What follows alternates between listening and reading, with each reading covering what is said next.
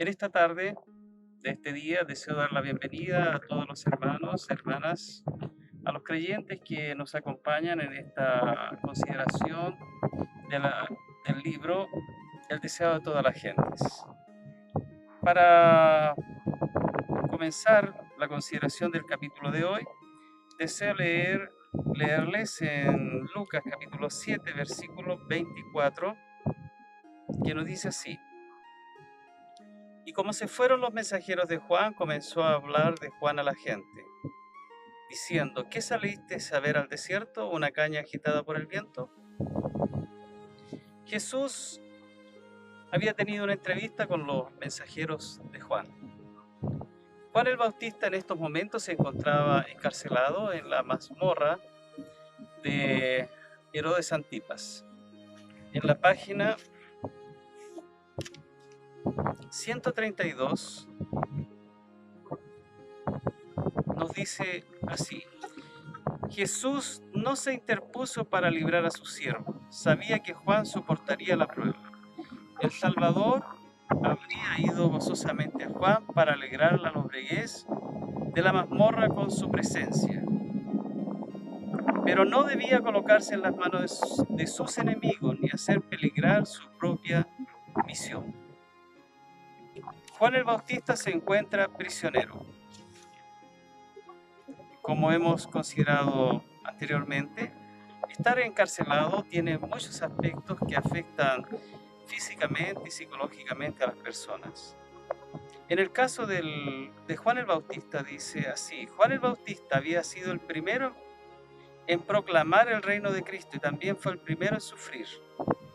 Del aire del desierto y las vastas muchedumbres que escuchaban ávidamente sus palabras, pasó a estar encerrado entre las murallas de una mazmorra, encarcelado por Herodes. Anteriormente, ¿cómo había sido la vida de Juan?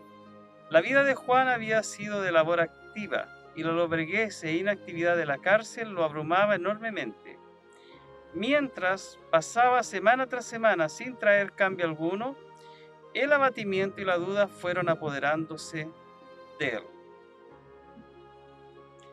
En este punto había un aspecto que todo preso es un gesto que tienen, que le permiten las visitas. En este caso, las visitas eran sus discípulos. Y los discípulos, al serle preguntado qué era de la vida de Jesús, le contaron, pero en su relato pusieron un elemento que trajo a Juan pensamientos de desánimo y abatimiento. Sus discípulos no lo abandonaron, se les permitía tener acceso a la cárcel y le traían noticias de las obras de Jesús. Pero preguntaban, ¿por qué si ese nuevo maestro era el Mesías, no hacía algo para conseguir la liberación de Juan? ¿Cómo podía permitir que su fiel heraldo perdiese la libertad y tal vez la vida? Esas preguntas no quedaron sin efecto. A Juan le surgieron dudas que de otra manera nunca se le habrían presentado. Satanás se alegraba al oír las palabras de sus discípulos y al ver cómo lastimaban el alma del mensajero del Señor. Oh, con cuánta frecuencia los que se creen amigos de un hombre bueno y desean mostrarle su fidelidad resultan ser sus más peligrosos enemigos. Cuán a menudo, en vez de fortalecer su fe, sus palabras lo deprimen y desalientan.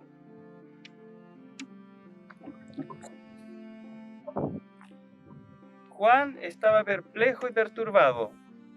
Había declarado a la gente que con el fin de que el camino estuviese preparado delante del Señor, debía cumplirse la profecía de Isaías, debían ser allanadas las montañas y colinas, lo torcido enderezado y los lugares escabrosos alisados. Había esperado que los lugares altos del orgullo y el poder humano fuesen derribados.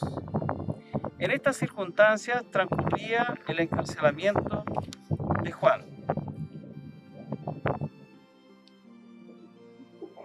Y ahora, Desde su mazmorra esperaba ver al león de la tribu de Judá derribar el orgullo del opresor y librar a los pobres y al que clamaba.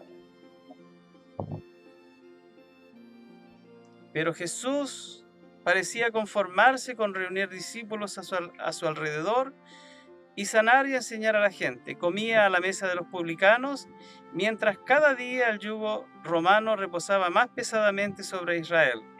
El rey Herodes y su vil amante realizaban su voluntad y los clamores de los pobres y dolientes ascendían al cielo. Todo eso le parecía un misterio insondable al profeta del desierto. Había hora en que los susurros de los demonios torturaban su espíritu y la sombra de un miedo terrible se apoderaba de él. ¿Podría ser que el tan esperado libertador no hubiese aparecido todavía? Muchas preguntas para el mensajero del Señor. Perturbaba a Juan el ver que por amor a él sus propios discípulos albergaban incredulidad para con Jesús. Para ellos, ¿había sido estéril su obra? ¿Él había sido infiel en su misión y debía ser separado de ella?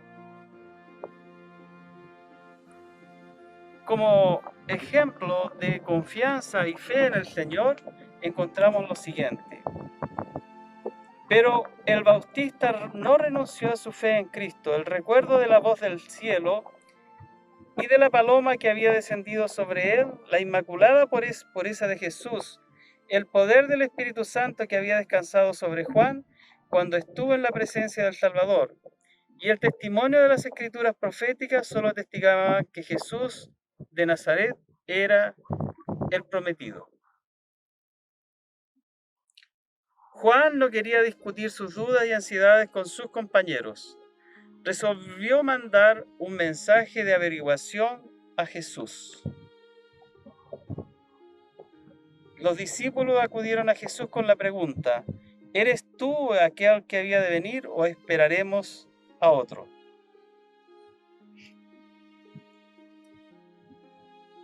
Los discípulos llegaron a Jesús. Jesús escuchó su pregunta que venía de parte de Juan, pero no les contestó. Jesús invitó a estos discípulos a acompañarlo durante ese día. Ellos vieron que Jesús increpaba la enfermedad y expulsaba la fiebre. Su voz alcanzaba los oídos de los moribundos, quienes que se levantaban llenos de salud y vigor. Los endemoniados paralizados obedecían su palabra, su locura los abandonaba y lo adoraban. Mientras sanaba sus enfermedades, enseñaba a la gente, los pobres campesinos y trabajadores, a quienes rehuían los rabinos como inmundos, se reunían cerca de él, y él les hablaba palabras de vida eterna. Esto fue lo que vieron los discípulos de Juan. A Juan Jesús le envió un mensaje. Por fin, dice, Jesús los llamó, así los invitó a ir y contar a Juan lo que habían presenciado, añadiendo: bienaventurado es aquel que no haya tropiezo en mí. En este punto del capítulo encontramos un párrafo muy interesante que dice así: la evidencia de su divinidad se había visto en su adaptación a las necesidades de la humanidad doliente. Su gloria se había revelado en su condescendencia a nuestro bajo estado. Los discípulos llevaron el mensaje y bastó. Juan recordó la profecía concerniente al Mesías, la profecía de Isaías que decía: el Espíritu del Señor está sobre mí y me ha ungido para dar libertad a los cautivos y a los presos apertura de la cárcel, a proclamar el año de la buena voluntad de Jehová. El principio que rigió la vida abnegada del Bautista era también el que regía el reino del Mesías. Juan sabía muy bien cuán ajeno era todo eso a los principios y esperanza de los líderes de Israel. Lo que para él era una evidencia convincente de la divinidad de Cristo, no sería evidencia para ello, pues esperaban a un Mesías que no había sido prometido.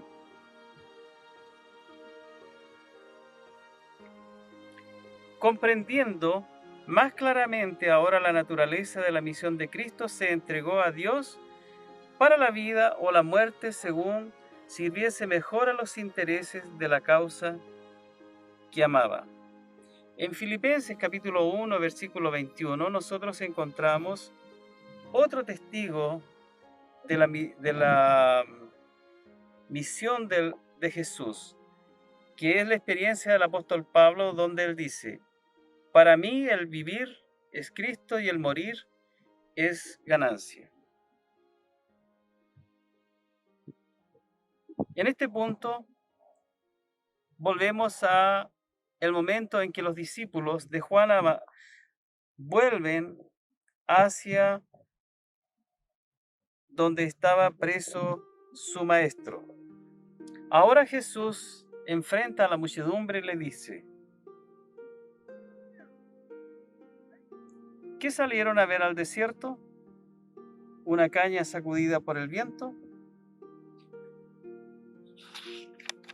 Entre los que escuchaban el mensaje se encontraban los maestros de Israel, los maestros de la religión de Israel, y Jesús se refirió a ellos como una caña mecida por el viento.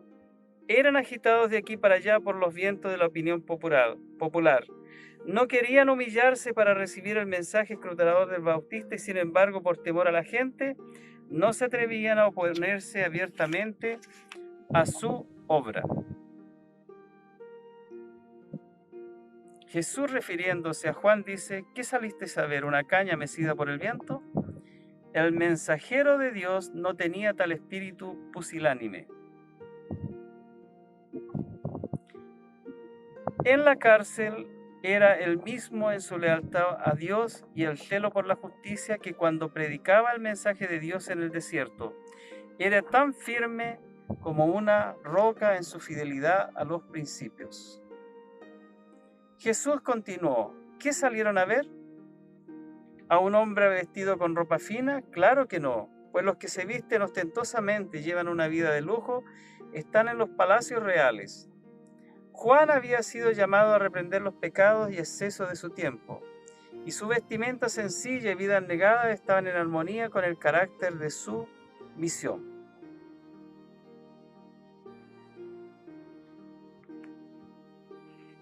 En el caso de los fariseos y saduceos, dice: ellos amaban la ostentación y esperaban deslumbrar a la gente y así alcanzar mayor consideración.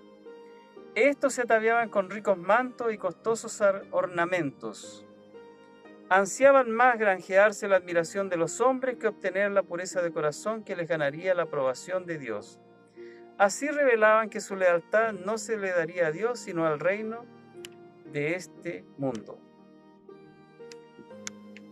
Jesús vuelve a mencionar: ¿qué salieron a ver?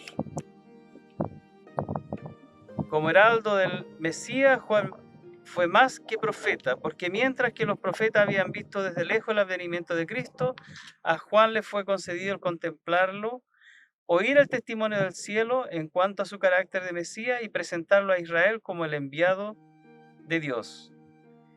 El profeta Juan era el eslabón entre las dos dispensaciones. Como representante de Dios se dedicaba a mostrar la relación de la ley y los profetas con la dispensación cristiana. Era la luz menor que sería seguida por otra mayor.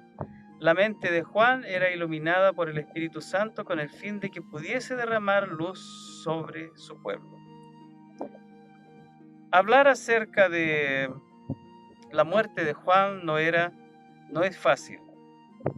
Dice: por medio de las vastas muchedumbres que habían escuchado la predicación de Juan, su fama cundió por todo el país. Más que enemigo de Juan, Herodes era Herodías. Herodías sabía que por medio de las medidas directas nunca podría obtener el consentimiento de Herodes para dar muerte a Juan, y resolvió lograr su propósito a través de una estratagema. Y esta estratagema consistió en el día del cumpleaños de Herodes. En ese día, ella incitó a Salomé a ir al lugar del banquete donde estaba Herodes con los grandes de su reino y danzar para él. La danza quedó tan impresionado Herodes, dice, el rey estaba embotado por el vino, la pasión lo dominaba y la razón estaba destronada. Solo veía la sala del placer con sus invitados divirtiéndose, la mesa del banquete, el vino centelleante, las luces deslumbrantes y la joven danzando delante de él. Bajo este ambiente, Herodes decide hacer una propuesta y le promete, con juramentos, promete a Salomé que estaría dispuesto a darle hasta la mitad de su reino. Salomé responde, iré a consultar a mi madre. Cuando escucha de Herodías, dice, Salomé no conocía la sed de venganza que había en el corazón de su madre. Primero se negó a presentar la petición, pero la resolución de Herodías prevaleció. Y Salomé, una joven de 17 años aproximadamente, fue y pidió, quiero la cabeza de Juan en una bandeja. Todo quedó en silencio. En esto encontramos un pequeño párrafo que dice así, la disipación de una noche había costado la vida de uno de los mayores profetas. En este lugar habían jueces, habían dirigentes del pueblo, y Herodes esperó en vano ser dispensado de su juramento, pero no aconteció, y luego ordenó de mala gana la ejecución del profeta.